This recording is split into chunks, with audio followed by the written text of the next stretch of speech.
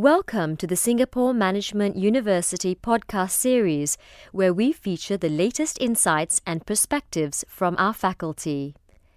In today's knowledge-driven economy, the source of competitive advantage has shifted from tangible assets to market assets, such as brands, customers, channels, and market capitalization, and market-based capabilities, such as marketing, operations, and innovation.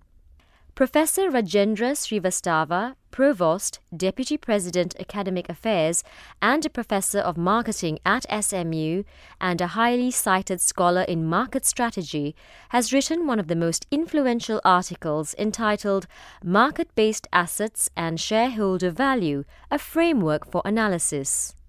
With a background that combines operations, supply chains, finance, and marketing, Professor Srivastava lends a multidisciplinary perspective on management of business processes and corporate performance. His research has opened up a new field focusing on the marketing and finance interface.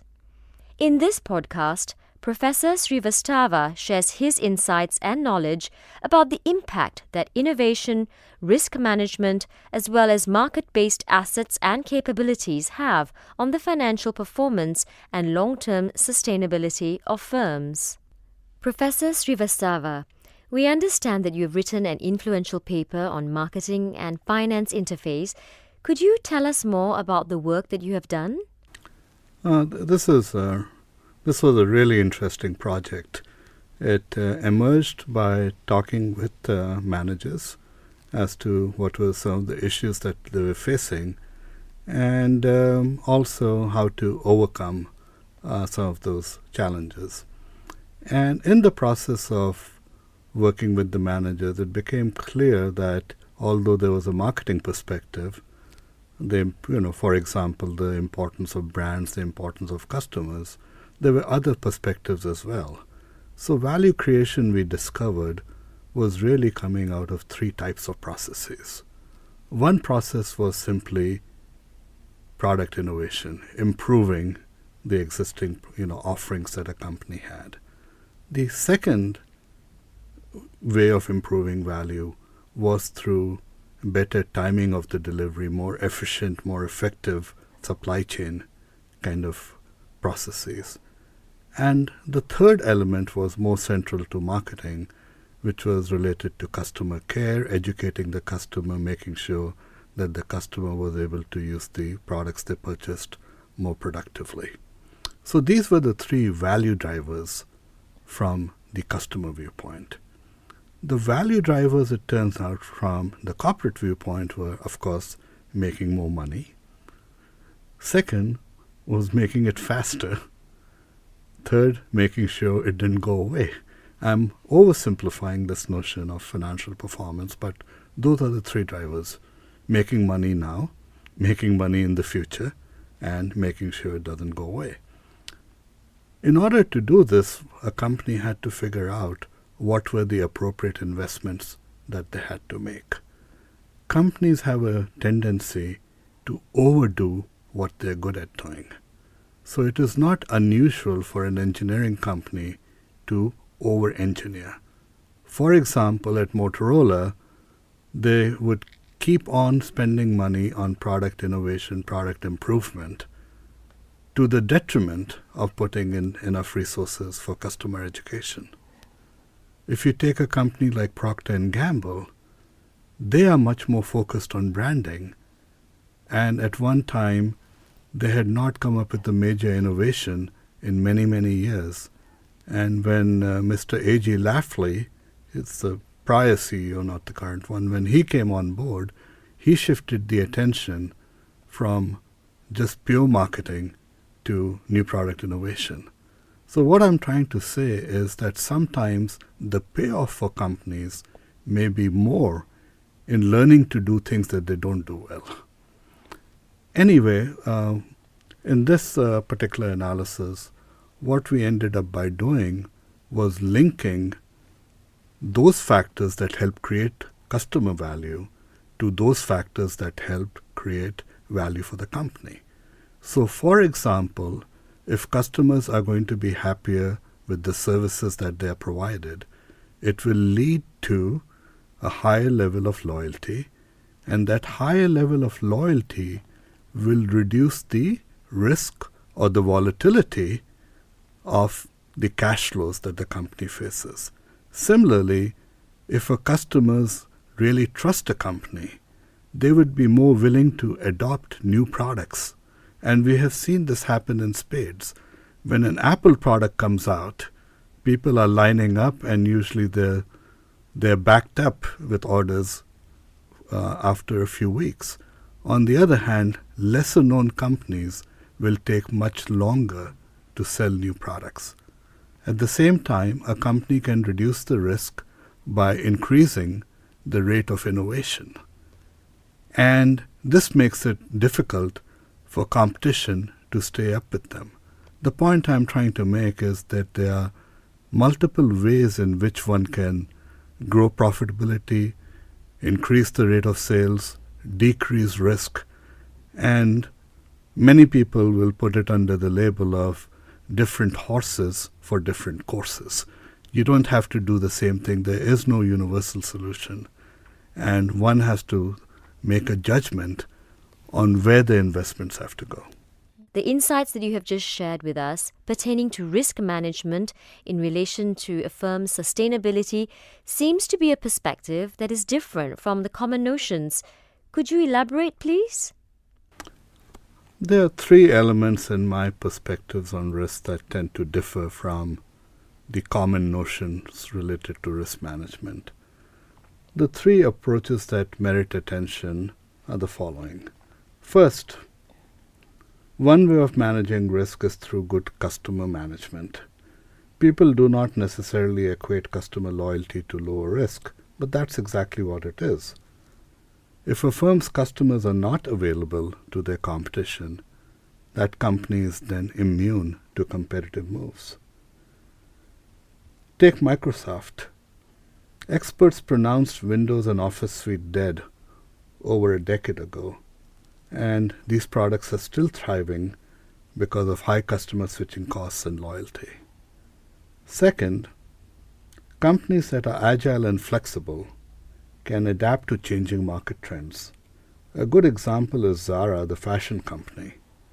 Zara has invested heavily in flexible manufacturing and IT infrastructure, and it is able to manage in an industry where customers are famously fickle by being able to adjust what they produce to what the market needs.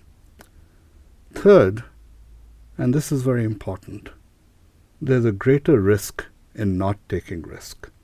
Those companies making incremental changes and kicking the investment can down the road on more challenging issues are not doing themselves a favor. Take Kodak. By not fully adopting new technologies, Kodak is just that, a Kodak moment. Since the 1990s, researchers have shifted their attention to market-based assets. It is believed that all the value for a company is not actually within the company itself, but is out there in the ecosystem. How important is this point of view still in today's context? In today's knowledge-driven economy, market-based assets like brands, customers, and channel have the ability to drive future cash flows and market capitalization and may account for over 50% of a company's value. In the case of Apple, over 85% of the value of Apple is not on the balance sheet. This is because Apple owns assets such as brands and influences customers' preferences through the brand. So when Apple introduces a new product, people are lining up to purchase the product even before it hits the market. People are also willing to pay extra for the Apple iPad.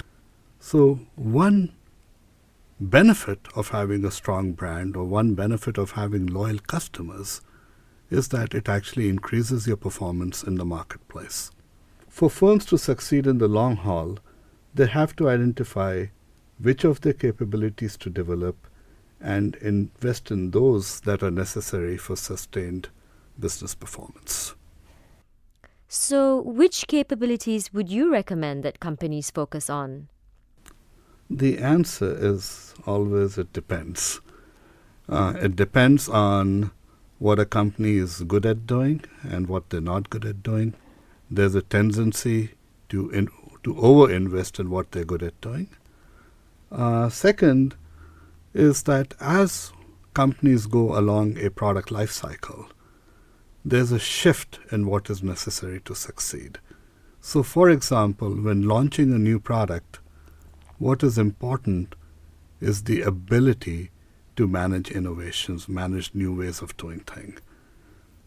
When that product life cycle hits a growth phase, what becomes important is the ability to manage the market, to influence your distributors, to get consumers on your side. Later on, when the market is mature, a company needs to be able to shift to issues related to efficiency, because the competition at this time is intense and one needs to figure out how to keep the cost structure lower. The reality is that every company, any large company, is going to have multiple products and services. Some are in the innovation phase, some are in the growth phase, some are in the mature phase. So the company actually needs multiple skills to balance the portfolio of services and products that they're offering. Professor, you spoke positively about Apple earlier. However, we all know that Apple is currently facing stiff competition from Samsung. Now, between Apple and Samsung, which company, in your opinion, is better positioned in the market today for tomorrow's challenges? Apple's trump cards are branding and design. But if you take a closer look at Apple, they are not leaders in key technologies that feed into Apple innovations. And they have to rely on others, including Samsung, for manufacturing. However, their design is iconic, their brand aspirational, and they are masters in managing the ecosystem. Even Google licenses Google Maps to Apple. But in my opinion, Samsung is better positioned today. Samsung started out with manufacturing and supply chain efficiency.